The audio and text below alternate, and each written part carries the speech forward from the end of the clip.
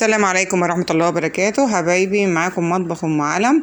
هعمل لكم البط كده بطريقة بسرعة وسهلة وسريعة.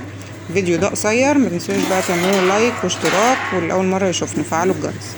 انا عندي المية، لازم المية تغلي. انا البطاية كده منضفاها بالمية والليمون والملح والدقيق، وزي ما احنا شايفين كده عندي التوابل بملح وكزبرة وفلفل اسود وحبهان وورق لوري وكزبرة ناشفة. ده كله بيتحط معاها كمان بصلة. دي اسهل طريقة لعمل البط.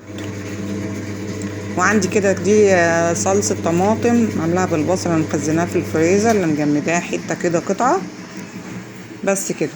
ونسيبها بقى لمدة ساعة ونص وهي هتستوي. خلاص بقى كده زي ما احنا شايفين سفرتنا. وبعد ما بتطلع من المية بعد ساعة ونص بحطها في تقلية دوبك بتاخد 10 دقايق. بعد كده بدخلها في شواية الفرن، وزي ما انتوا شايفين كده طلعت بقت متحمرة وزي الفل.